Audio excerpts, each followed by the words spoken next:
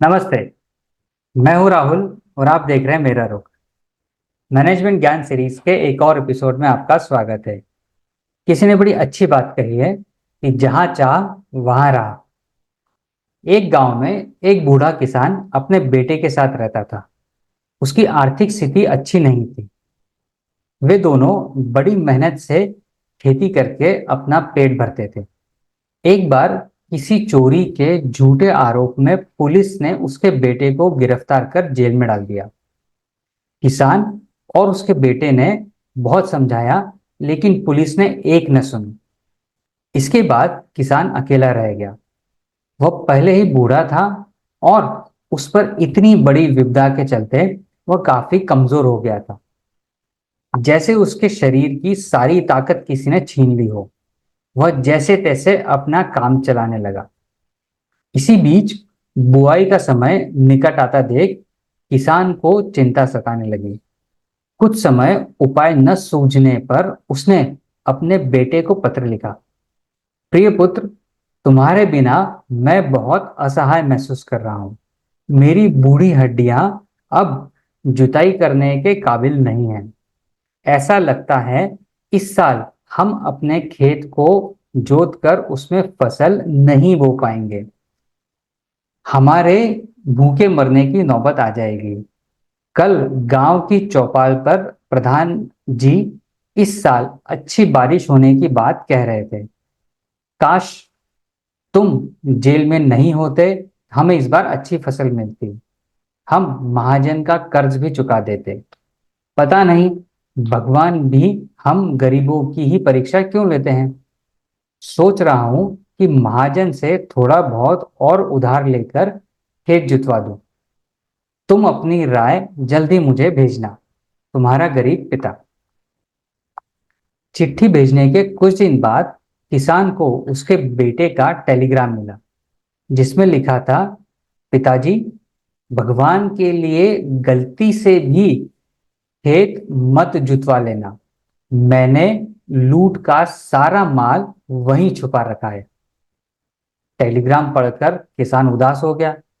वह तो अपने बेटे को निर्दोष समझ रहा था, लेकिन वह तो चोरी के माल की बात लिख रहा था। इधर वह किसान टेलीग्राम पढ़ ही रहा था कि एक बच्चा दौड़ता हुआ आया और बोला कि बाबा बाबा, जल्दी से खेत पर चलो, पुलिस वाले तुम्हारा खेत खोद रहे हैं। किसान को समझते देर न लगी कि पुलिस शायद चोरी के माल की तलाश में ही वहां पर आई हो। वह तेजी के साथ अपने खेत पहुंचा। तब तक पुलिस वाले पूरा खेत खोद चुके थे, लेकिन उन्हें कहीं लूट का माल नहीं मिला। किसान को कुछ बताए बिना पुलिस वाले वापस चले गए। किसान को कुछ समझ में नहीं आ रहा था। उसने अपने बेटे को इस बार फिर खत लिखा और इस मामले को जानने की कोशिश करी। इस बार पुत्र का जवाब पोस्टकार्ड पर आया। आदरणीय पिताजी, परेशान न हो। दरअसल आपकी चिट्ठी पढ़ने के बाद मुझे बहुत दुख हुआ और मैं अपनी किस्मत को कोसता हुआ सोचने लगा कि अब इस परिस्थिति में मैं जेल में बैठकर दुखी होने के अलावा और क्या कर सकता हूं। लेकिन दूसरी ओर मैं आपकी सहायता भी करना चाहता था। अब कहते हैं ना कि पिताजी, जहां चाह वहां रहा। तो मुझे एक उपाय सूझा और मैंने आपको टेलीग्राम में चोरी के बारे में लिखकर भेज दिया। मुझे विश्वास था कि पुलिस वाले मेरा टेलीग्राम अवश्य पढ़ेंगे, और हुआ भी ऐसा ही। वे टेलीग्राम पढ़कर झांसे में आ गए और गांव पहुंचकर सारा खेत खोद दिया। अब आप निश्चिंत होकर खेत में फसल बो सकते हैं। आपका बेटा। पोस्ट कार्ड पढ़ने के बाद किसान की क्या प्रतिक्रिया रही होगी, यह तो आप समझ ही गए होंगे। और यह भी कि जहां चाहा वहां रहा कि टैक्टिक मैनेजमेंट ही नहीं, बल्कि जीवन के हर क्षेत्र में एकदम सटीक बैठने वाली बात है। किसी भी कार्य को करने की चाह यदि आपके मन में है, तो उपाय आपको अपने आप सूझ जाएगा।